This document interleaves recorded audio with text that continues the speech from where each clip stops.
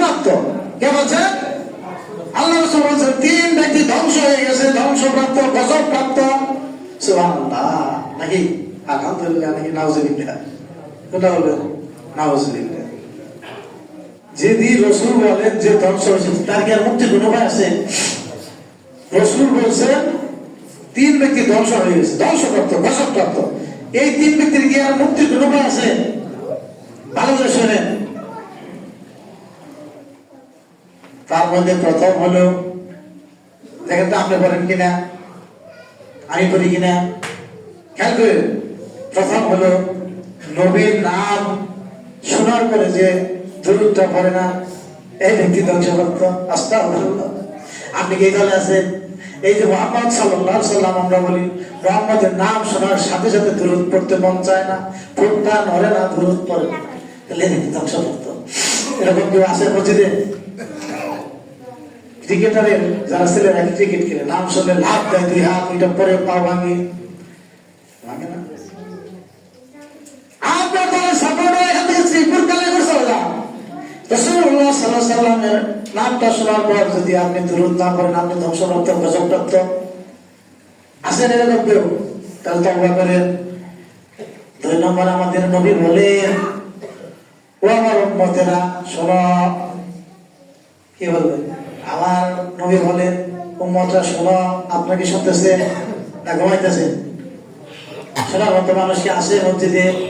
আল্লাহর হাবিব জনাবে মুহাম্মদ রাসূলুল্লাহ সাল্লাল্লাহু আলাইহি সাল্লাম বললেন, যে ব্যক্তি পিতা মাতাকে পেল, অথবা পিতাকে পেল, অথবা মাতাকে পেল, তারপরও জান্নাতে যাইতে পারলো না, সে ধ্বংসপ্রাপ্ত, নাশতা করবে। বুঝেন নাই? বুঝেন নাই মনে হয়। কি বলছে রাসূল? যে ব্যক্তি বাবা মায়ের পাইলো, বাবা মা পাওয়ার পরেও জান্নাতে যেতে পারলো না, এই ব্যক্তি ধ্বংস হয়ে জাহান্নামে গেল। আল্লাহ রাসূলের কোনো আফসোস নাই। আল্লাহ রাসূলের কথা কি মিথ্যা? এখন যার যার বাবা আছে তাদেরকে এই বাবা মার পায়ে থেকে জান্নাত অর্জন করতে হবে। যদি না পারেন, আপনি ধ্বংসপ্রাপ্ত, কিচ্ছু করার নাই। আর যাদের বাবা মা মারা গেছে, মানুষ তো মরে যাবে, বাবা মার জন্য বেশি বেশি দোয়া করেন, পারলে দান করেন, পারলে সদকা করেন, আরো কিছুটা তো অবশ্যই কাজে লাগবে না? আপনার বাবা সকালবেলা অনেক আযাবের মধ্যে আছে কবরে, দুপুরবেলা দেখা গেল আযাবটা কমে গেছে।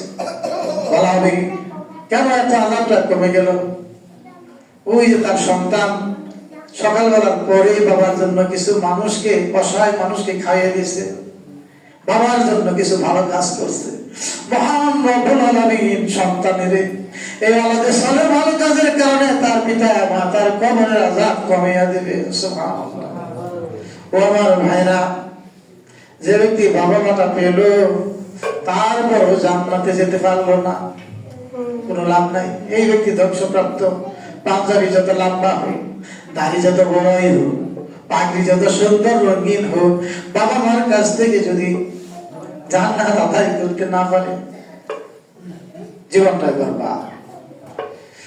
সর্বশেষ আল্লাহর হাবিব জনাবে মুহাম্মদ রাসূলুল্লাহ সাল্লাল্লাহু আলাইহি সাল্লাম বলেন, ও আমার উম্মত শোনো, আমি যখন এই মদিনার মিম্বরে দাঁড়িয়ে খুতবা দিচ্ছি, এই সময় আল্লাহর পক্ষ থেকে জিবরাইল আলাইহিস সালাম এসে আমাকে বলেন, কানে কানে বলেন, ইয়া রাসূলুল্লাহ, ইয়া হাবিবাল্লাহ, যে উম্মত আপনার রমজান মাস পেল অথচ গুনাহ খাতা মাফ করে জান্নাতে যেতে পারলো না, সেও ধ্বংসপ্রাপ্ত হয়ে যাবে।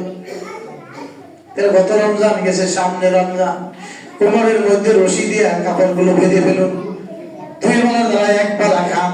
এই রমজান মাসে সিদ্ধান্ত নিন, যে কোনো মূল্যে মহান আল্লাহর ক্ষমা পেতেই হবে।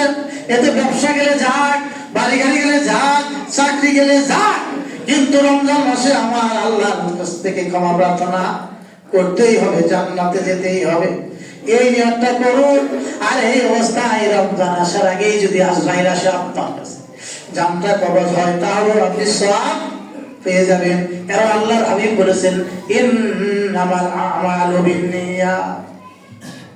কি বলে? নিয়তের উপরই সব ভালো কাজ নির্ভর করে। আপনি যে নিয়ত করেছেন আল্লাহ জানে না, পয়সা ফেলে যে কাজ করবেন, কঠিন নিয়ত, তাহলে করতে পারেন না, তার সওয়াব পাবেন। তো নিয়ত করলে কি পয়সা লাগবে?